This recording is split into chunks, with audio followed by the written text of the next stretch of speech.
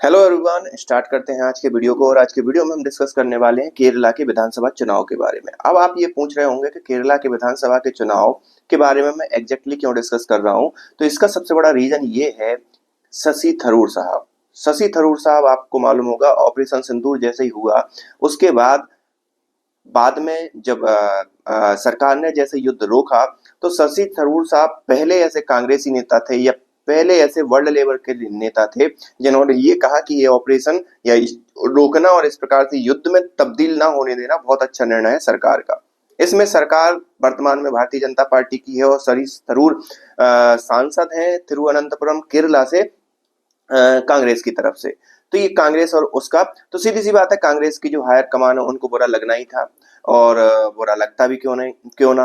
और उससे पहले, कुछ दिन पहले, आपको मालूम होगा, जब प्रधानमंत्री मोदी जी केरला के अंदर गए थे एक पोर्ट का इनॉग्रेट करने के लिए, उस समय भी शशि थरूर साहब और प्रधानमंत्री मोदी जी की करीबियां देखी गई थी। और इसी से यह अंदाजा लगाया गया कि भाई साहब 2026 के चुनाव में जो भारतीय जनता पार्टी अपने साउथ में अपने वर्चस्व को लेकर लड़ाई लड़ रही है, और वो बहुत हद तक सफल भी हुई है 2024 के चुनाव में, जिसमें उनको एक सांसद मिला है, वो एक वहां के अभिनेता है। और वही भारतीय जनता पार्टी अब ये भी सोच रही है कि तमिलनाडु और केरल, एक तमिलनाडु में के अंदर तमिल भाषा बोली जाती है, केरल के अंदर मलयालम भाषा बोली जाती है, लेकिन अगर देखा जाए तो सिमिलर ही है, क्योंकि मलयालम भी तमिल से निकली हुई भाषा है।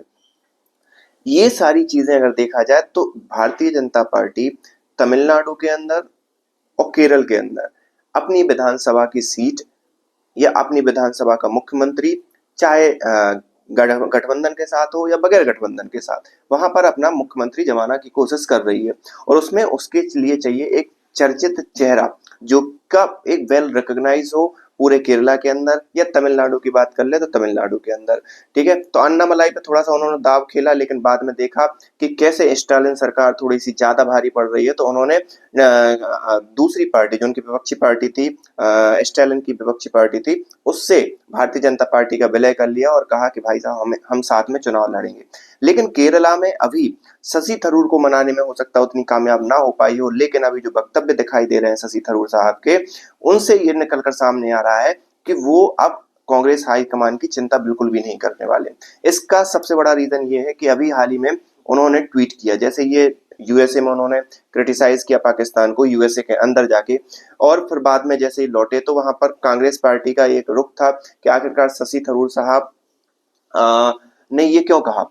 तो उसमें शशि थरूर साहब ने ट्वीट करके कहा कि भाई हमने जो ऑपरेशन सिंदूर के बारे में कटाक्ष किया, सॉरी बात की, नॉट कटाक्ष, जो बात की और अपनी राय रखी वो मेरी पर्सनल राय थी और मैं अपनी राय रखता हूँ।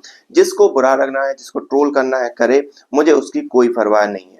और जैसे ही ये उनका ट्वीट आया तो वैसे ही कांग्रेस हाईकमान की तरफ से एक चीज निकलकर सामने आई। उसमें उन्होंने कहा कि अभी हम कोई भी एक्शन नहीं ले रहे हैं शशि थरूर साहब के साथ, क्योंकि आपको मालूम होगा, अगर मान लो शशि थरूर साहब बीजेपी के पाले में जाते हैं, कांग्रेस की तिरुवनंतपुरम की सीट भी जाएगी, और वर्तमान में जो बीजेपी ने माहौल कर रखा है ऑपरेशन सिंदूर के कारण, तो वो जो सीट पे वो फिर से चुनाव होंगे। जब फिर से चुनाव होंगे तो होगा क्या कि भारतीय जनता पार्टी को एक मतलब पॉजिटिव या एक प्रकार से फायदा मिलने के चांसेस ज्यादा है। तो कांग्रेस पार्टी भी अभी वेट एंड वॉच की स्थिति में है। वो देख रही है कि शशि थरूर साहब का अगला मूव क्या होगा। अगर अगला मूव भारतीय जनता पार्टी के साथ जाना हुआ तो सीधी सी बात है, तिरुवनंतपुरम की सांसद की सीट पर तो चुनाव होना तय है।